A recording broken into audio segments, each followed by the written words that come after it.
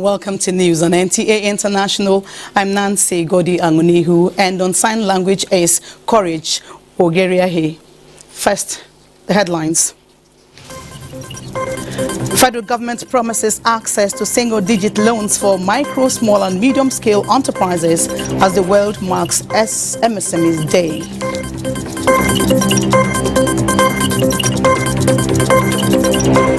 Sierra Leone's main opposition party rejects partial presidential poll results.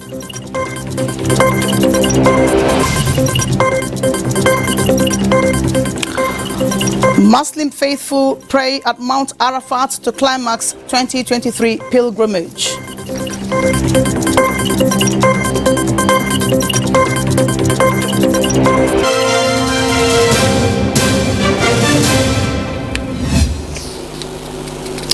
President Bola Ahmed Tinubu has returned to Nigeria after his official trip to Paris and a private visit to London.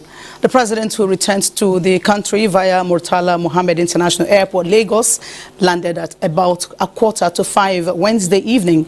He was received with pomp and pride by loyalists at the presidential wing of the airport. President Tinubu departed Nigeria Tuesday, the 20th of June, for France, where he participated in the two-day Paris summit for the new Global Financial Pact. After the summit, the president proceeded to London on a private visit. State House correspondent Musbaudan Wahab reports that the trip to France was the first made by the president since his inauguration.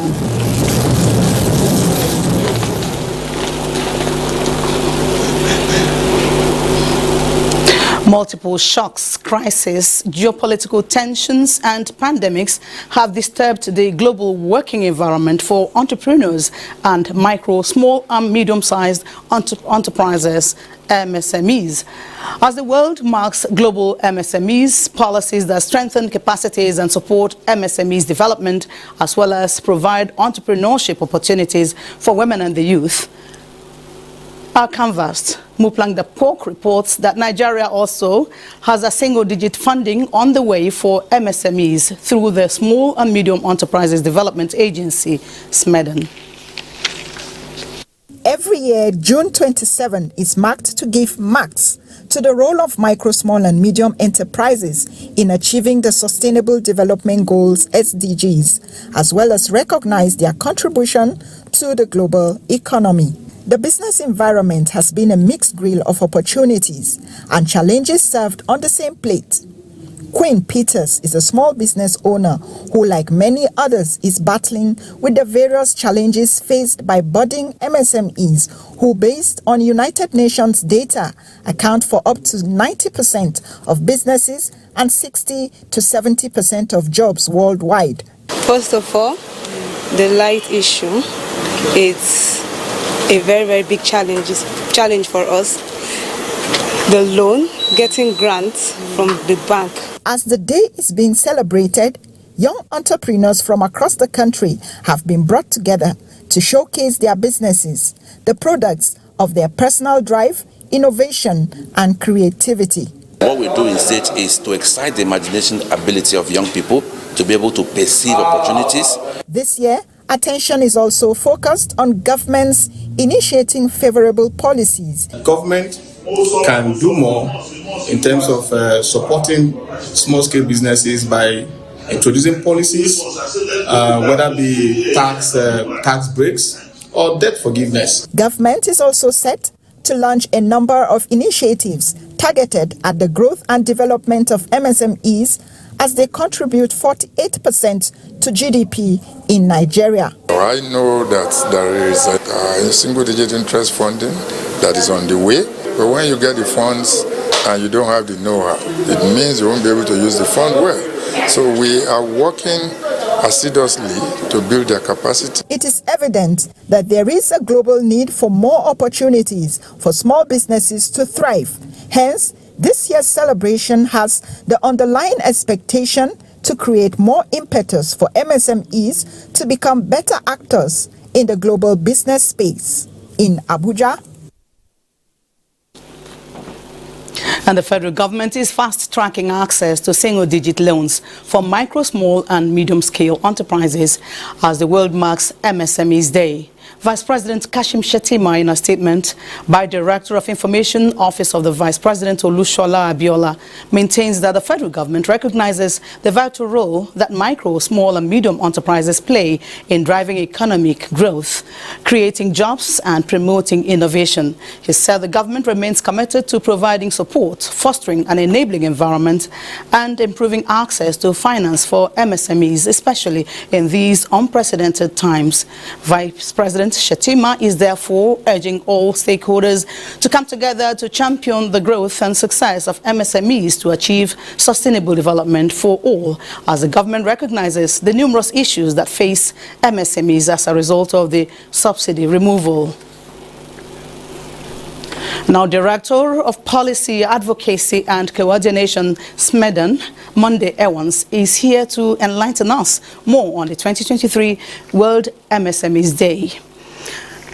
You're most welcome. Thank you. Monday Evans. Thank you so much. Now, what's the significance of the 2023 World MSMEs Day? Yes, thank you so much. I'm Director in charge of Enterprise Development and Promotion at SMEDAN. The United Nations, way back in 2017, declared 27 June of every year for celebrating MSMEs. Of course, we know that small businesses across the globe are very, very critical to issues related to economic growth and development. That was why the United Nations considered it very, very important to set a day apart to announce the resilience of these MSMEs, to announce that they are critical to economic development across the globe, including Nigeria. So for this year, it's happening today, and the theme also shows the significance of what is happening, because the theme talks about building a stronger future together. We are saying that for us to build a stronger future together, MSMEs must be empowered by all resources in terms of finance, in terms of markets, in terms of skills, to make sure that if they are strong enough, they are there to support the growth we are looking at going forward. Thank you. Okay, building a stronger future together implies that women and the youth must be highly empowered in this sector. What are the challenges of MSMEs in Nigeria in the face of inadequate power and fuel subsidy removal? Of course, there are contemporary challenges faced by MSMEs in Nigeria. One of them is access to finance. They don't have access to affordable finance. They don't have access to capacity skills. They don't have access to both local markets, regional markets, and global markets. They don't have access to workspace, technology, and the rest, especially infrastructure, power, and so on. These are challenges that make it impossible for them to grow and be strong enough to support economic growth and development. So whatever must be done to make the environment work for them, to make sure that they have the capacity to grow, operate seamlessly, and contribute to economic growth and development must be done by the government, must be done by all stakeholders, whether from the public sector or the private sector. Can you give the government an advice on what to do? Of course, it's interesting to note that even the Vice President is also thinking ahead, that we need to establish a single-digit interest rate to be able to support MSMEs going forward. Access to finance is key. It's a very critical challenge, but it's not the only challenge that can help small businesses. If you provide all the money without giving them the skills to manage the money, you have not achieved what you want to achieve. And even when you have the money, you have the skills, if you cannot sell your products in the market, you're also having issues. So every challenge must be taken together holistically to make sure that the environment is clement, is conducive for small businesses to grow. So government should look at those issues in terms of creating access to markets, in terms of building capacity, in terms of creating access to finance and market, in terms of creating workspace, technology, real modern technology to support small business activities. Okay, now, Mr. Evans, tell us more about the proposed single-digit funding for MSMEs, which the Nigerian government is fast-tracking access to at the moment. Yes, even my DG, Dr. Fasanya, talked about it, that is still in the works. But the most important thing to know is that the government is committed to making sure that small businesses have access to finance, because it's a very major challenge to small businesses. Because if you do capacity building and have information for enable you start a small business effectively, you need to put in money to be able to do that. And then the cost of money for small business is also a serious problem for them, because it also adds to the cost of doing business. So a single-digit interest facility is something that is welcome for small businesses, so that it will enable them have access to finance to do their business, and also reduce the cost of operations, including issues related to making the environment clement, conducive in terms of infrastructure and so on and so forth. Thank you so much. You say single-digit funding for MSMEs is key. Now, thanks for coming on NTA International. Monday Owens, Director, Policy, Advocacy and Coordination, Smeden. Thank you so much. Thanks. Now, scorching weather has continued to sizzle parts of India, with businesses and street vendors seeing sharp reduction in patronage as potential customers take shelter amid the intense heat waves. Chukunonso Nwabweze has the update. Across India, maximum temperatures soared to between 42 and 45 degrees Celsius in at least 5 states, several degrees higher than normal. According to India's meteorological department, the northern states of Bihar and Uttar Pradesh are facing some of the worst weather, with the death toll in the two states rising to 98. People who have serious or long-term illness, including heart or lung conditions, diabetes, and kidney diseases, are all being affected by the unrelenting heat wave. Those with mental health conditions, including older adults and those taking prescription medications that impair the body's ability to regulate temperature, are all at increased risk in such extreme temperatures. Local medics say they have never seen such a serious heat wave. We are in such kind of heat stroke because many people die within the previous 3 to 4 days, and I think about 100 people are going to suffer right now.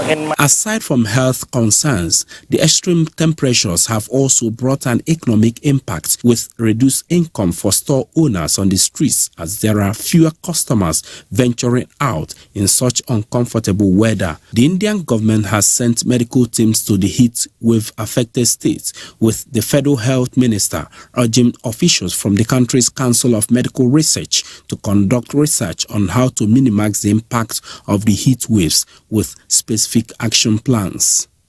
Chukunonso Nwabweze, NTA News.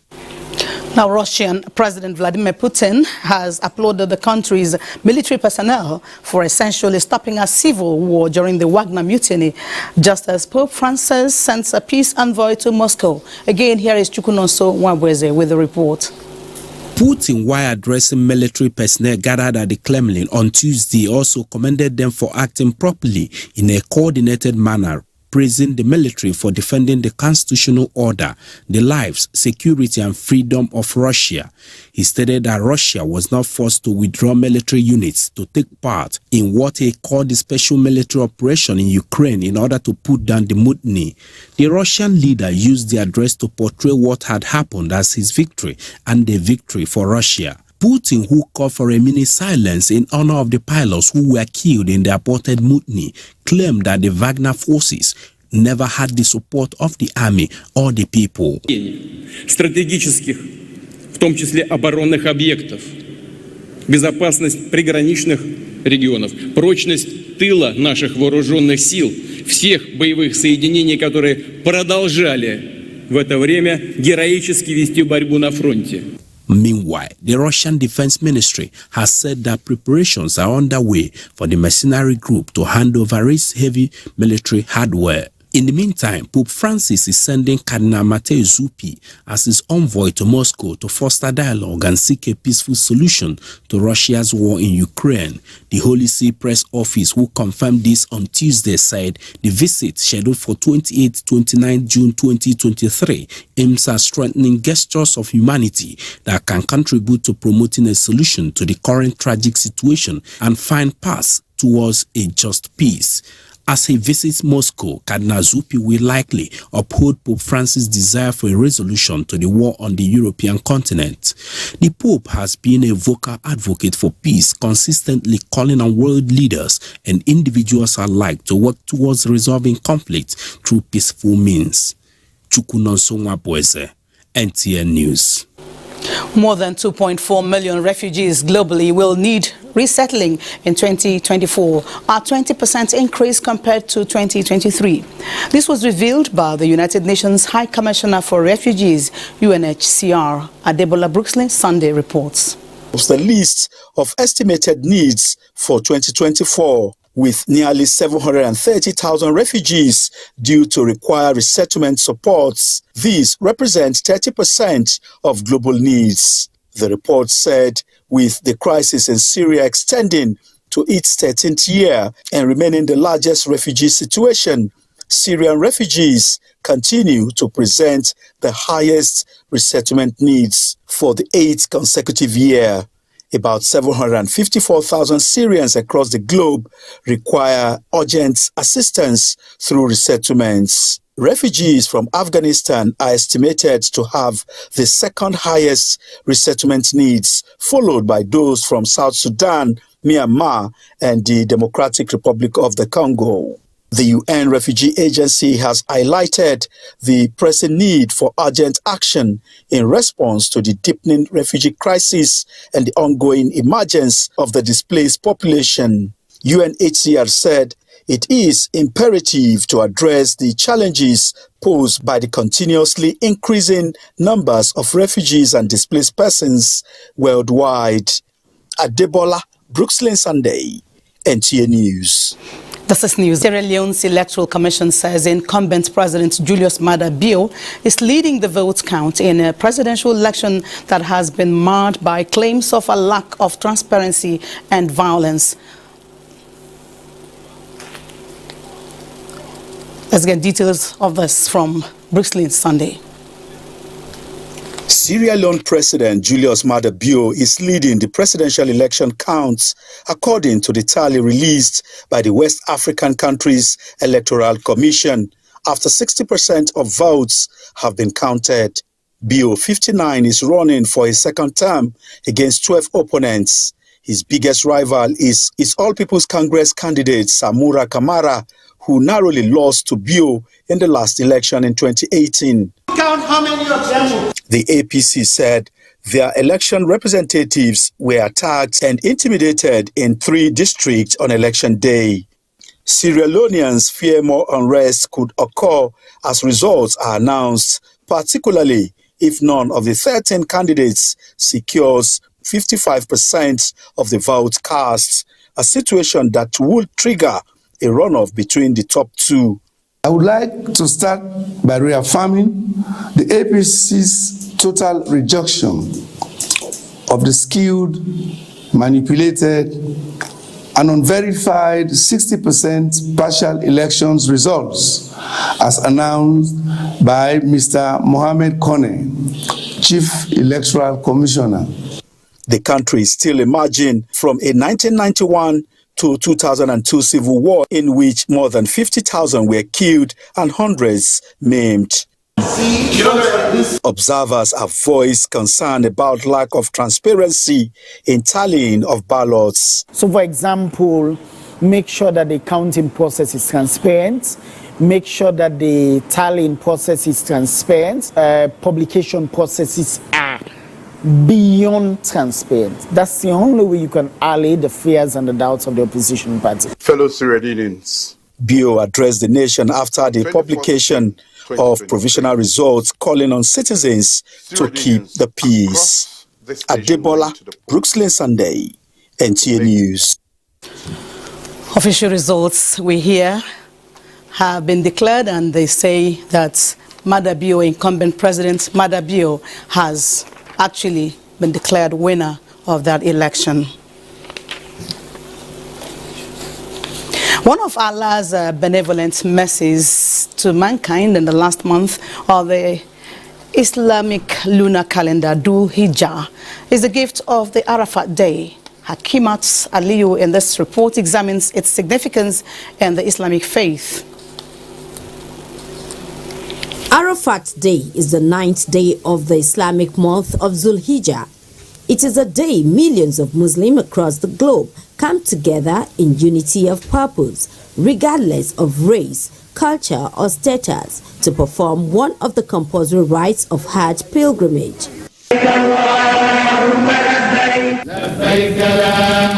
During the entire day of Arafat, from dawn to sunset, Muslim pilgrims gather on the plains of Mount Arafat to make supplications in earnest. They also observe combined Zuhr and Asri, noon and late noon prayers, after which they continue to glorify Allah, moving to Muzdalifah, where they spend the night. Worldwide will converge at the particular spots, doing the same thing, and at the same time they will leave the same place for other places. It is authentically documented that it is on this day the Prophet of Islam, Muhammad, peace and blessing of Allah upon him, delivered his famous farewell sermon to the Muslim Ummah. That was the day Allah perfected the religion of Islam and handed over to the Prophet.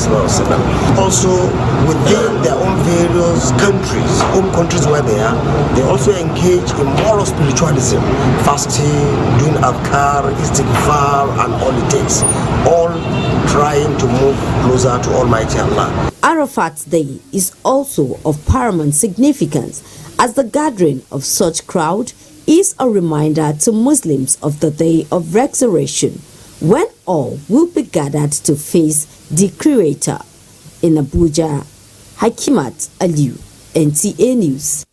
Our pilgrims across the world have observed the most significant religious obligation in Hajj, called Arafat, seeking Allah's forgiveness and renouncing past sins. Correspondent Usman Aliyu reports that Nigeria pilgrims offer special prayers for the country.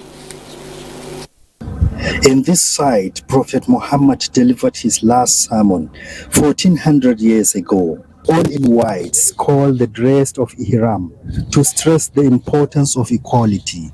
Pilgrims from all over the world cross the main road to the plains of Arafat towards the Mount of Mercy. They pledge allegiance to Almighty Allah, asking fervently for His mercy.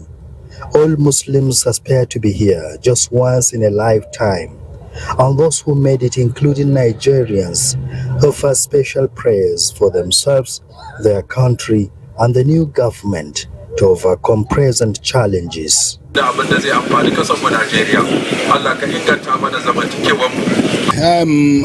the ulama, we also just prayed together now, and I remember that all, without a single exception, pray for our country, Nigeria, prayed for the president, as well as the entire leadership of Nigeria. Who does not want a good country? We cannot just forget our country in prayers. We have prayed, alhamdulillah, so much for our country. We know what our country, Nigeria, has been going through over the years. For this reason, all the ulama on Hajj, all the pilgrims on Hajj have been concentrating on prayers for the leadership of our country in person of President Bola Ahmed Tinubu. After spending the whole day, pilgrims will leave Arafat Plains at the sunset and pass the night at the place called Muzdalifah to gather pebbles for another symbolic task of stoning. From the plains of Arafat in the Kingdom of Saudi Arabia, Usman Aliyu, NTA News. Meanwhile, President Bola Ahmed Tinubu has joined Muslims in Nigeria and all over the world in observance of Eid al-Kabir, as he advised them to thank Almighty Allah for the grace to witness another Eid. In a statement, President Tinubu said the less privileged must be remembered in the joy of the moment. He said, coming as the end of religious activities spanning the first 10 days of the Islamic month of Dhul Hijjah, Eid al-Kabir enjoins Muslims to show mercy and compassion to fellow humans, as there is no greater sense of duty ever recorded in history outside the ennobling example of Prophet Ibrahim in offering his only son Ismail as sacrifice to Allah. The president said this season, let Muslims endeavor to multiply good deeds with kindness to fellow Muslims and others by helping and supporting the weak and vulnerable in communities. President Tinubu acknowledged the country's challenges, especially with the struggling economy and simmering security challenges. He therefore assured working day and night with his team for solutions. We have started with the decisions taken so far to reform our economy and remove all impediments to growth, he said. As we embrace the present challenges, we must face the future with vigor and renewed hope, with the confidence that our tomorrow shall be better and brighter, he added. And ahead of Eid al-Kabir celebration, wife of the president, Oluremi Tinubu, has continued to spread her widow's mite to the needy. Salihu Abdullahi Gwanara reports that traditional leaders across the 6 area councils of the Federal Capital Territory, Abuja, are the latest beneficiaries. His report. This year, 2023 Eid al-Kabir Salah will be the first to be celebrated by Senator Oluremi Tinubu as the First Lady of Nigeria since her husband took the mantle of leadership as the 16th president of the country in May 29. Therefore, this season provides an opportunity for the First Lady to walk the talk in line with the promises made to the people, particularly the less privileged. All Progressives Congress women leader Beta Edu, on behalf of the spouses of the president and vice president, is leading the delivery of basic needs, which include sacrificial rams, food items, and clothing to the traditional leaders. So far as Nigerians, please, I want to beg all of us to support the government of today. Let us pray for him so that he will be able to succeed. The team assured that the gesture will be sustained and strengthened to promote socio-economic and socio-cultural network among Nigerians, irrespective of their political or religious affiliations. In Abuja, Salihu Abdullahi Gwanara, NTA News. And as Muslim faithful across the globe transit from one destination to another in celebration of Eid al-Kabir, the Corps Marshal Federal Road Safety Corps, Dauda Ali Biu, has maintained that the Corps is fully committed to ensuring the safety of all road users. A statement, Dauda Biu, while felicitating with the entire Muslim community, thanks the Almighty Allah for protecting the lives of the people and giving them the grace to witness this year's Eid al-Kabir. He assured Nigerians that the Corps will continually remain steadfast in achieving its vision of creating a safer road environment for all road users. Similarly, the Acting Inspector General of Police, Kayode Egbetonkun, has ordered commissioners of police in all states of the Federation and their supervisory assistant inspectors general to configure the security architecture in their areas for robust and responsive policing before, during and after the Eid al-Kabir celebrations. In a statement, the IGP directed the zonal AIGs and state command CPs to deploy human and other operational assets to carry out confidence building and crime prevention patrols on major highways, residential and industrial areas, vulnerable points, places of worship, among others. And that's it on the news. On behalf of Courage Ugeriahe, this is Nancy Godiangunihu, thanking you for watching.